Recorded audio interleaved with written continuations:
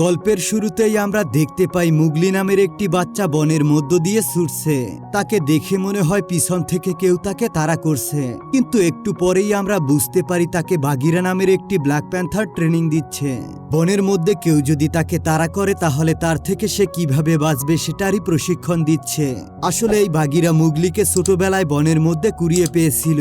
এরপর সে তাকে নিয়ে এসেছিল রাক্সা আর আকিলার কাছে, আর তখন থেকেই মুগলি এই নেকড়েদের সাথেই বড় হচ্ছে। সে রাক্সাকে তার মায়ের মতোই মনে করত, আর রাক্সাও তাকে ছেলের মতো করেই মানুষ করেছে। ছোটবেলা থেকে বনের মধ্যে মানুষ হওয়ার ফলে মুগলিও বনের পশুদের সাথে পুরোপুরি মিশে যায়। সে তাদের সমস্ত আদব কায়দা একটু একটু করে শিখতে শুরু করে, কিন্তু বাগিরা খুব ভালো করেই জানতো মুগলি খুব তাড়াতাড়ি বড় না হলে এই বনের মধ্যে সে বেশি দিন বেঁচে থাকতে পারবে না। তাই সে তাকে প্রতিদিনই ট্রেনিং দিত। সে তাকে এসব শিখাতো যে বনের মধ্যে কিভাবে বেঁচে থাকতে হয় এবং অন্য পশুদের সাথে লড়াই করে টিকে থাকতে হয়। এবার আমরা দেখতে পাই হঠাৎ খরার ফলে বনের মধ্যে সব জায়গায় পানি শুকিয়ে যায়, চারদিকের গাছের পাতাও শুকনো হয়ে যায়, আর ওই বনের মধ্যে শুধু একটি জায়গাতেই পানি পাওয়া যায়। তাই বনের নিয়ম অনুযায়ী ওই জায়গায় পানি খাওয়ার সময় কোনো পশু অন্য পশুর উপর আক্রমণ করতে পারবে না, আর এটাই হলো ওই পশুদের ওয়াদা। যাই হোক, খরার ফলে বনের সকল পশু পাখি পানি খেতে আসে। সেখানে মুগলিও চলে যায়, আর তাকে দেখতে পেয়ে বনের অন্য পশুরা খুবই অবাক হয়ে যায়। মুগলি তাদের সবার সাথে ওখানে পানি পান করতে থাকে, কিন্তু তার পানি পান করার ধরনটা মানুষের মতো। যেহেতু এই ছোট্ট মুগলি একজন মানুষ, তাই সে ছোট্ট একটি পাত্রের সাহায্যে পানি তুলে সেটা দিয়ে পানি খেতে থাকে। আর এটা দেখতে পেয়ে নেকড়ের সর্দার আকিলা বলে যে নেকড়েরা এরকম ভাবে পানি খায় না, আর তুমি আমাদের সাথে থেকে মানুষের মতো আচার ব্যবহার করতে পারো না। এই সময় হঠাৎ করে সবাই লক্ষ্য করে যে বনের রাজা শেরখান এসে পড়েছে। সবাই ভয় পেয়ে এদিক ওদিক সরে যেতে থাকে। শেরখান এখানে এসেই সবাইকে উদ্দেশ্য করে এই কথা বলে, এখানে আমি কোনো মানুষের গন্ধ পাচ্ছি, আমাকে কেউ বলতে পারো যে এই গন্ধ কোথা থেকে আসছে? রাক্সা তাকে জানায় যে ও আমার ছেলে, আমি ওকে মানুষ করেছি। শেরখান তখন জবাবে বলে, নেকড়েরা আবার কবে মানুষকে নিজেদের বলে মনে করছে? মানুষ কোনোদিনও পশুর মতো হতে পারে না, তারা সব সময় আমাদের শত্রু। এরপর শেরখান নিজের মুখের কাটা দাগ দেখিয়ে তাদেরকে বলে, তোমরা দেখতে পাচ্ছ না মানুষ আমার কি হাল করেছে? আসলে শেরখানের মুখে একটা আগুনে পোড়ার দাগ ছিল, আর এটা কোনো মানুষ তার উপর করেছিল। কিন্তু এখানে সমস্ত নেকড়েরা তাকে মনে করিয়ে দেয়, এখানে সবাই প্রতিজ্ঞা করেছে যে পানি খাওয়ার সময় কেউ কাউকে আক্রমণ করতে পারবে না। শেরখান তখন তাদের সবার উদ্দেশ্যে জানিয়ে দেয়, এই প্রতিজ্ঞা আর কতদিন চলবে, আর এই ছোট্ট ছেলেটি আমার হাত থেকে আর কতদিন বাঁচবে? বৃষ্টি তো একদিন না একদিন আসবেই, আর এই প্রতিজ্ঞা তখন উঠে যাবে, আর তখনই আমি তাকে স্বীকার করব। এরপর সত্যি সত্যি বনে একদিন বৃষ্টি নামে, আর চারদিকে নদী নালা আবারও পানিতে ভরে ওঠে, আর তখনই সেই পশুদের প্রতিজ্ঞার টাইম উঠে যায়, যার মানে এখন সকল পশুদের মধ্যে সবাই আক্রমণ করতে পারবে, আর শেরখানও মুগলিকে এবার শিকার করতে পারবে। তাই নেকড়ে দলের রাজা আকিলা সবাইকে জানিয়ে দেয়, মুগলিকে এখানে রাখা আর উচিত হবে না, তাকে আমাদের আবারও তার জায়গায় ফিরিয়ে দেওয়া উচিত। কিন্তু রাক্সা কিছুতেই রাজি হয় না। সে বলে, মুগলি আমার ছেলে, আর সে আমার কাছেই থাকবে। মুগলি দূর থেকেই শুনতে পেয়ে বুঝতে পারছিল যে তাকে নিয়েই তাদের মধ্যে কিছু একটা ঝামেলা হচ্ছে। সে তখন তাদের সবাইকে জানায়, আমি এখান থেকে চলে যাচ্ছি। বাগিরে এটা শুনতে পেয়ে সেও সম্মতি জানায়। সে বলে, তোমাকে এখান থেকে চলে যাওয়া উচিত। আর এখানে আমরা একটা ইমোশনাল সিন দেখতে পাই, নেকড়ে মা আর মানব শিশুর আলাদা হওয়ার দৃশ্য। আর এই দৃশ্যটা দেখলে তোমাদের চক্ষু দিয়ে পানি আসতে বাধ্য হবে।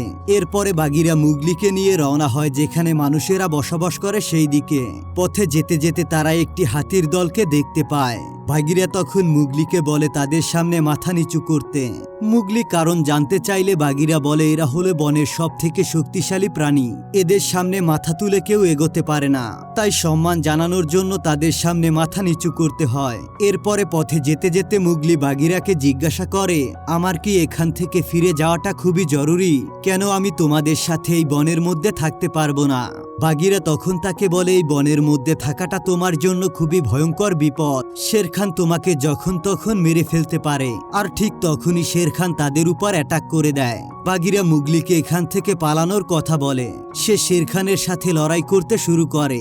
মুগলি এখান থেকে ছুটতে ছুটতে একটি মহিষের দলের মধ্যে ঢুকে পড়ে আর শেরখানের চক্ষু এড়িয়ে একটি মহিষের পিঠে চেপে সেখান থেকে পালিয়ে যায়। এরপর শেরখানও হাজির হয়ে যায় ওই নেকড়েদের ডেরায়। তখন ওই নেকড়েদের লিডার আকিলা তাকে জানায় মুগলি এখানে আর নেই, সে এখান থেকে চলে গিয়েছে, তাই এখন তোমার সাথে আমাদের কোনো শত্রুতাও নেই। কিন্তু শেরখান তার উপরে হামলা করে তাকে মেরে ফেলে।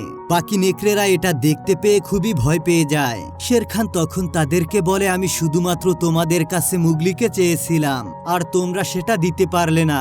এখন এই পুরো এলাকাটা আমার দখলে, এইবার তোমরা বুঝবে ভয় কাকে বলে। আর আমি জানি এই খবরটা পাওয়ার পর সে একদিন না একদিন ঠিকই ফিরে আসবে আর তখনই সে হবে আমার শিকার। অন্যদিকে মুগলি মহিষের পিঠে চেপে যেতে যেতে ঘুমিয়ে পড়েছিল। এরপর যখন সে চোখ খোলে তখন সে বুঝতে পারে তারা একটি পাহাড়ের গা দিয়ে যাচ্ছে আর সে লক্ষ্য করে ভারী বৃষ্টির জন্য পাহাড়ের গা থেকে ধসে নামছে। এখন সে কি করবে বুঝতে না পেরে পাশে থাকা একটি নদীর মধ্যে ঝাঁপ দেয় আর সেখানে থাকা একটি কাঠের গুঁড়িতে ভাসতে ভাসতে সে আবারও বনের মধ্যে প্রবেশ করে। কিছুটা বনের মধ্যে ঢুকতে সে একটি গাছে কিছু ফল দেখতে পায় আর সে ওটা পেরে খেতে শুরু করে। তখনই সে লক্ষ্য করে ছোট ছোট কিছু পশু তার ওই ফলের থোকাটি নিয়ে পালিয়ে যাচ্ছে। সে তাদের পিছু নিতে গিয়ে একটি গাছের উপরে উঠে পড়ে আর সেখানেই কা নামের একটি সাপের সাথে তার দেখা হয়। কা তাকে জড়িয়ে ধরে হিপনোটাইজ করে দেয়, যার ফলে সে পুরনো দিনের কিছু ঘটনা চোখের সামনে দেখতে পায়। সে দেখতে পায় কিভাবে তাকে বাঁচাতে গিয়ে শেরখানের হাতে তার বাবা মারা গিয়েছিল আর তার বাবার হাতেই আগুনের ছ্যাঁকা খেয়েছিল শেরখান। এমনকি ওই আগুনে পুরো জঙ্গলেই আগুন লেগে গিয়েছিল। আর তখন থেকেই বনের সব পশুরা আগুনকে খুবই ভয় পায় আর এই কারণে তারা আগুনকে রক্তফুল বলে। এইসবের মাঝে যখনই কাতাকে খেয়ে ফেলতে যাবে ঠিক এই সময়ে বালু নামের একটি ভাল্লুক সেখানে এসে পড়ে এবং ওই সাপটির কাছ থেকে তাকে রক্ষা করে। মুগলির যখন জ্ঞান ফিরে আসে তখন সে দেখতে পায় সে ওই ভাল্লুকের গুহাতে আছে। ভালু তখন তাকে জানায়, আমি তোমাকে মরার মুখ থেকে বাঁচিয়েছি, এখন তোমার আমাকে সাহায্য করতে হবে। ভালু তখন মুগলিকে একটি পাহাড়ের চূড়ায় মৌমাছির চাক দেখায় আর বলে, ওখান থেকে আমার জন্য মধু পেরে নিয়ে আসো, কারণ আমি অত উঁচুতে উঠতে পারি না আর উঁচুতে উঠলেই আমার খুব ভয় পায়। মুগলি তখন তাকে সাহায্য করার জন্য বুদ্ধি খাটিয়ে গাছের লতা জোগাড় করে আনে আর সেটার সাহায্যে উপর থেকে ঝুলে ভালুর জন্য মধু জোগাড় করে এনে দেয়। এরপর মুগলি তাকে জানায়, যেখানে মানুষরা থাকে সেখানে আমাকে ফিরতে হবে। ভালু তখন তার কাছে এর কারণ জানতে চায়। তারপর সে তাকে বলে, আমাকে বাঘিরা বলেছে আমার এখানে থাকা খুবই বিপজ্জনক। এই কথা শুনে সে তাকে জানায় যে সে বাঘিরাকে চেনে। তারপর এইসব কথা বলতে বলতে ভালু মুগলিকে নিয়ে বাড়ি ফেরার পথে এগিয়ে দিতে যায়। শেষমেশ ভালু মুগলিকে মানুষেরা যেখানে বসবাস করে সেই জায়গা দেখিয়ে বলে, তোমাকে মূলত এখানেই যেতে হবে, কিন্তু তুমি যদি এখানে থেকে যাও তাহলে তুমি আর আমি একসাথে মিলে শীতের আগে অনেক মধু জোগাড় করতে পারবো। আর তাছাড়া তুমি তো দেখেই নিলে তোমাকে কোথায় ফিরতে হবে। এখন তুমি যদি চাও তাহলে তুমি একাই ফিরতে পারবে, তাহলে শীত পর্যন্ত তুমি আমার সঙ্গে থেকেই যাও, আমাদের একসাথে কাজ করতে খুবই মজা হবে। আর এসব কথা শুনে মুগলিও এখানে থাকার জন্য রাজি হয়ে যায়, কারণ সে তো যে কোনো কারণে বনের মধ্যেই থাকতে চায়। কিন্তু বাকিরা তাকে জোর করে যেতে বাধ্য করেছিল। এরপরে আমরা দেখতে পাই তাদের দুজনের মধ্যে খুবই ভালো বন্ধুত্ব হয়ে গিয়েছে আর মুগলি তার বুদ্ধি দিয়ে ভালুর জন্য অনেক মধু জোগাড় করে ফেলেছে। দেখতে দেখতে তারা দুজন মিলে খুবই মজার দিন কাটাতে থাকে। কিন্তু বাঘিরা তাদেরকে খুঁজতে খুঁজতে এখানে একদিন চলে আসে আর এখানে এসে সে মুগলিকে দেখতে পেয়ে খুবই রেগে যায় আর তার এই সব মধু সংগ্রহ দেখে আরো বেশি রেগে যায়। সে তাকে বলে, তুমি মানুষের মতো সঞ্চয় করে বনের রীতির বিরুদ্ধে কাজ করছো, এইসব বনের ভিতরে একদমই চলবে না। তারপর সে ভালুর উপরেও চেঁচাতে থাকে। সে তাকে বলে, তুমি একটা সাদাসিধে বাচ্চা ছেলেকে তোমার সুবিধার জন্য ব্যবহার করেছো। এরপরে সে মুগলিকে বলে, তুমি এখনই চলো আমার সাথে, তোমাকে তোমার জায়গায় ফিরিয়ে দিয়ে আসি। ভালু তখন তাদেরকে জানায়, এখন অনেক রাত হয়ে গিয়েছে, এখন আর যেতে হবে না, কাল সকালে উঠেই তোমরা চলে যাবে। রাতে ঘুমানোর সময় মুগলি কিছুর একটা শব্দ শুনতে পায়, তাই সে চুপে চুপে গুহার বাইরে বের হয়ে আসে আর কিছুটা দূরে গিয়ে দেখতে পায় একটি হাতির দল খুব চেঁচামেচি করছে। এটা দেখতে পেয়ে সে তাদের কাছে চলে যায় আর তাদের সামনে গিয়েই সে তার মাথা নিচু করে। এর ফলে সকল হাতিরা তাকে কিছুই বলে না। তারপর সে একটু সামনে গিয়ে দেখতে পায় একটি গর্তে হাতির একটি বাচ্চা পড়ে গিয়েছে আর এখন সে কিছুতেই উঠতে পারছে না। এটা দেখতে পেয়ে মুগলি সঙ্গে সঙ্গে গাছের লতা দিয়ে যে দড়িটি বানিয়েছিল সেটি গুহার মধ্য থেকে নিয়ে আসে আর তারপর ওই বাচ্চা হাতিটিকে বেঁধে সেখান থেকে উদ্ধার করে। এই পুরো দৃশ্যটা তখন বাগিরা আর ভালু দূর থেকে দাঁড়িয়ে দেখছিল। বাগিরা তখন ভালুকে বলে এই বনের মধ্যে থাকলে ওর বিপদ অনিবার্য। আকিরাকেও শের খান মেরে ফেলেছে আর একদিন ওকেও ঠিক মেরে ফেলবে। তুমি ওকে একটু বুঝিয়ে বলো, যদি তোমার কথা শুনে সে ফিরে যেতে রাজি হয়। ভালু এই কথা শুনে মুগলির কাছে গিয়ে বলে, তুমি আমার বন্ধু নও, আমি শুধুমাত্র মধু সংগ্রহ করার জন্যই তোমাকে ব্যবহার করেছি। এখন আমার কাছে অনেক মধু আছে, তাই তোমাকে আমার আর প্রয়োজন হবে না। তুমি এখন তোমার জায়গায় ফিরে যাও। আসলে এই কথাগুলো বলে ভালু মুগলির মন ভেঙে দিতে চেয়েছিল, যাতে সে কষ্ট পেয়ে নিজের জায়গায় ফিরে যায়। কিন্তু মুগলি এসব কথা শুনে মন খারাপ করে একটি গাছের উপরে বসে পড়ে আর সেখান থেকে কিছু বানর ধরে তাকে অন্য কোথাও নিয়ে যেতে থাকে। বাগিরা আর ভালু এটা দেখে মুগলিকে বাঁচানোর জন্য তাদের পিছু যেতে থাকে। কিন্তু কিছু দূর যাওয়ার পরেই তারা দেখতে পায় পুরো বানরের দল মুগলিকে নিয়ে একটি পাহাড়ের উপর উঠে পড়েছে। এটা দেখে বাগিরা ভালুকে বলে, তুমি এখানেই অপেক্ষা করো। আসলে ভালু উপরে উঠতে ভয় পায়, কিন্তু ভালু এখানে মুগলির জন্য তার ভয় কাটিয়ে উপরে উঠতে রাজি হয় আর অনেক কষ্টে পাহাড়ের গা বেয়ে উপরে উঠতে থাকে শুধুমাত্র মুগলির জন্য।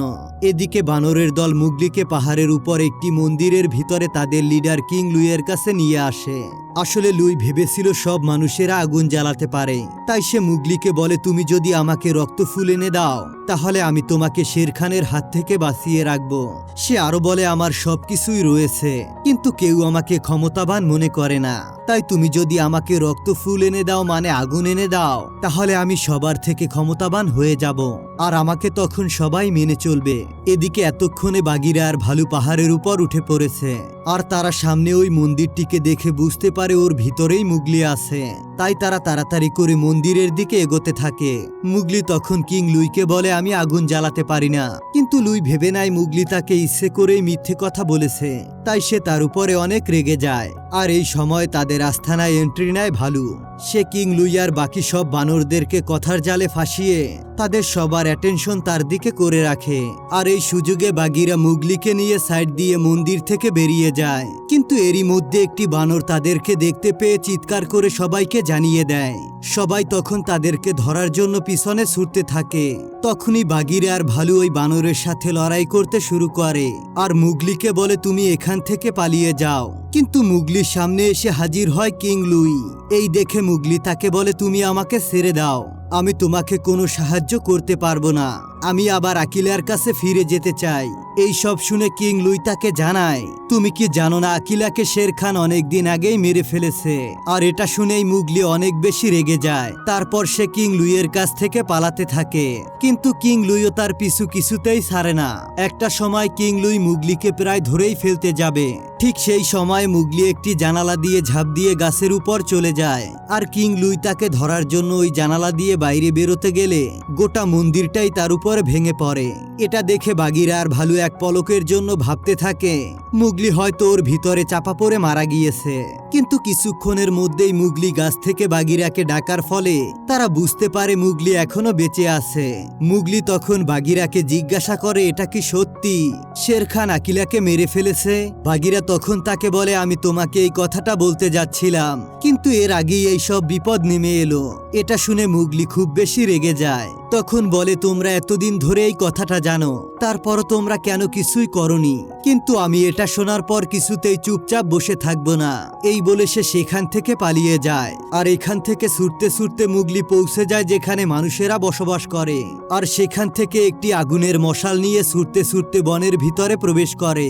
আর তার অজান্তেই ওই মশাল থেকে আগুনের টুকরো পড়ে গোটা বনেই আগুন লেগে যায়। আর গোটা বনের পশুরা ওই আগুন দেখতে পেয়ে সবাই নদীর পাড়ে এসে উপস্থিত হয়। আর মুগলি ওই মশালটি নিয়ে নদীর পাড়ে চলে আসে, যেখান থেকে এই ঝামেলা শুরু হয়েছিল।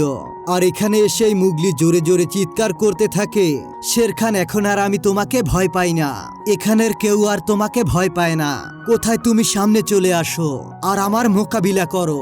শের খান তখন তাদের সবার সামনে এসে বলে, হয়তো আর এখন আমাকে কেউ ভয় পায় না, কিন্তু এখন তাদের ভয় অন্য কোনো জিনিসের। আর এরপরই মুগলি দেখতে পায় পুরো বনে আগুন লেগে গিয়েছে। আর এটা দেখতে পেয়ে শের খান বলে, মানুষ কোনোদিন পশুর মতো হতে পারবে না, আর তুমি প্রমাণ করে দিলে যে তুমি মানুষের মতো। আমি যে ঠিক এটা সবাই এখন বুঝতে পেরেছে। তোলো তোমার হাতের আগুন আর আক্রমণ করো আমাদের সবাইকে। এই কথা শুনে মুগলি দেখতে পায় সত্যি তাকে সবাই ভয় পাচ্ছে, কারণ তার হাতের ওই মশালটিতে তখনও আগুন জ্বলছে। আর এটা দেখতে পেয়ে মুগলি ওই মশালটিকে নদীতে ফেলে দেয়, শুধুমাত্র বনের পশুদের এটা বোঝানোর জন্য যে মুগলি তাদেরই একজন। শের খান এটা দেখে খুবই খুশি হয়। সে বলে, তুমি তোমার জীবনের সব থেকে বড় বোকামি করে ফেলেছো। এখন তোমার কাছে কিছুই নেই, না বড় বড় কোনো নখ, না বড় বড় দাঁত, না কোনো তোমার বন্ধু। এই কথা শুনে ভালু মুগলির পাশে এসে দাঁড়ায় আর বলে, আমি ওর সঙ্গেই আছি। ভালুর দেখা দেখি বাঘিরা আর এখানে থাকা পুরো নেকড়ের দল মুগলির পাশে এসে দাঁড়ায়, আর তারপর তারা ফাইট করতে শুরু করে। মুগলিও তার সাথে লড়াই করতে যাবে, ঠিক সেই সময় বাঘিরা এসে তাকে আটকে দেয় আর বলে, তুমি এভাবে এরকম খালি হাতে লড়াই করতে পারবে না, তুমি আজ মানুষের মতো লড়াই করো। আর এটা শুনেই মুগলি জ্বলতে থাকা বনের দিকে ছুটতে থাকে, যাতে সে ওই আগুনের সাহায্য নিয়ে শের খানকে হারাতে পারে। এদিকে শের খান এখানে সবাইকে হারিয়ে মুগলির পিছনে দৌড়াতে থাকে, কিন্তু ততক্ষণে মুগলি তার প্ল্যান মতো পুরো রেডি হয়ে যায়। সে একটি গাছে উঠে গাছের লতা বেঁধে নিচের দিকে ঝুলিয়ে রাখে, যাতে সে নিচে জ্বলতে থাকা আগুনের উপর না পড়ে, আর ওটার সাহায্যে ঝুলে নিজের জীবন বাঁচাতে পারে। শের খান মুগলিকে গাছের উপর দেখে সেও গাছের উপর উঠে পড়ে। অনেকক্ষণ মুগলিকে ধরার জন্য এই গাছ থেকে ওই গাছ করতে থাকে, আর শেষ সময় মুগলি একটা শুকনো ডালের উপর এসে পড়ে, যেখানে সামনে যাওয়ার মতো আর কোনো রাস্তাই নেই, আর পিছনে শের খান তাকে ধরার জন্য দাঁড়িয়ে আছে। কিন্তু এই টাইমে মুগলি শের খানকে রাগিয়ে দিতে শুরু করে, আর শের খান রেগে গিয়ে তার উপরে ঝাঁপ দেয়। ঠিক সেই সময় মুগলি লাফিয়ে তার ঝুলতে থাকা লতাটিকে ধরে ফেলে, আর শের খান ওই গাছের ডাল ভেঙে আগুনের মধ্যে পড়ে মারা যায়। এরপর মুগলি হাতির পিঠে চেপে হাজির হয়ে যায় বনের পশু পাখিদের মধ্যে, যেখানে সবার মুখে তখন আনন্দের ছাপ ছিল, কারণ তারা সবাই বুঝতে পেরে গিয়েছিল এখন তারা শের খানের হাত থেকে মুক্ত। এবার ওই হাতিগুলোর সাহায্যে মুগলি নদীর রাস্তা আটকে নদীর জল বনের দিকে ঘুরিয়ে দেয়, যে জলের সাহায্যে বনের পুরো আগুন নিভে যায়। আর এখন মুগলি, বাঘিরা, ভালু সবাই ওই নেকড়েদের দলের সাথে খুব আনন্দের সাথে এই বনের মধ্যে দিন কাটাচ্ছে। আর এখানেই এই মুভিটি শেষ হয়ে যায়। তো বন্ধুরা, তোমাদের কাছে এই গল্পটি কেমন লেগেছে তা অবশ্যই কমেন্ট করে জানাও। দেখা হবে পরবর্তী ভিডিওতে। আর হ্যাঁ, তোমরা তোমাদের বাসায় থাকা বাচ্চাদেরকে এই গল্পটি বারবার দেখাবে। আশা করছি তারা এই গল্পের মধ্যে ডুবে যাবে। তো আর বেশি কথা না বাড়িয়ে দেখা হবে পরবর্তী ভিডিওতে। ততক্ষণ পর্যন্ত ভালো থেকো, সুস্থ থেকো। আল্লাহ হাফেজ।